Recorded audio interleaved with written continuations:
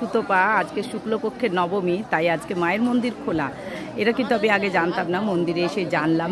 তাই আপনাদেরকে সরাসরি আজকে ওপর থেকে দর্শন করাবো, চলুন।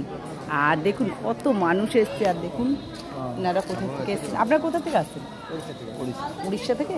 এই ব্যাগপত্র উড়িষ্যা থেকে? ও, মানে ওই পুরী জগন্নাথ ওখান থেকে? বাবা, তা কি বেড়াতে? মায়ের মন্দির দেখতে, কলকাতা ঘুরতে? বাহ, খুব ভালো, খুব ভালো। আমাদের এখানে খুবই ভালো লাগবে আপনাদের। আমরাও জগন্নাথ দেবের মন্দিরে গিয়ে ভালো লাগে। আচ্ছা, আপনারা উড়িষ্যার কোনখানটা থেকে আসছেন? কটক। কটক। আর আপনারা? কটক, সবাই কটক। আচ্ছা, আমরা এখানে। কোথায়? এটা হচ্ছে দক্ষিণেশ্বর আদ্যাপীঠ। বাড়ি কোথায়? আমি তো ছিলাম আদ্যাপীঠে, ছিলাম। আদ্যাপীঠে ছিল? 2002 থেকে 2008 সবার ছিলাম।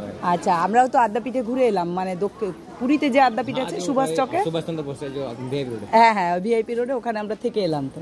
হ্যাঁ, বা এইসব মানুষরা এসছেন, আপনাদেরকে সবাইকে প্রণাম। কলকাতায় এসছেন, ভালো থাকবেন সবাই, ঘুরুন, আনন্দ করুন। আর চলুন, আমিও এবার চলে যাই, ধূপ মোমবাতি জ্বালবো।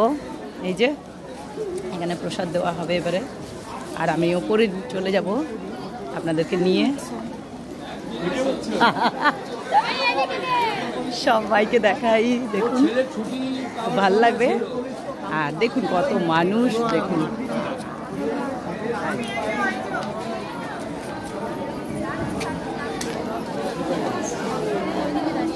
চলুন এবারে মন্দিরে দেখাই আপনাদেরকে। এখানে তো সচরাচর এমনি দিনে ওঠা যায় না, যেহেতু আজকে শুক্লপক্ষের নবমী, একটা কোনো তিথিতে খোলা থাকে, তখনই কিন্তু আমরা দেখাতে পারি।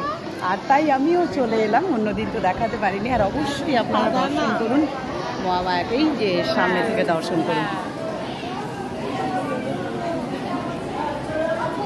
এই যে জগজ্জননী আরতি হয়ে গেল, এটা প্রত্যেকদিন এই সুযোগটা হয় না, কোনো তিথিতে খোলা থাকলে তবেই আপনাদেরকে দেখাতে পারি।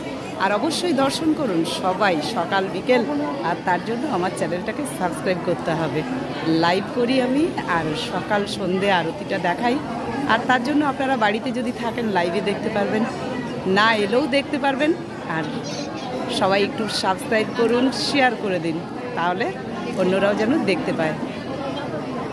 তা এখন এইটুকু, এবার আপনাদেরকে অন্য ভিডিও দিই, সঙ্গে থাকুন, এগিয়ে নিয়ে যেতে সাহায্য করুন। টাটা।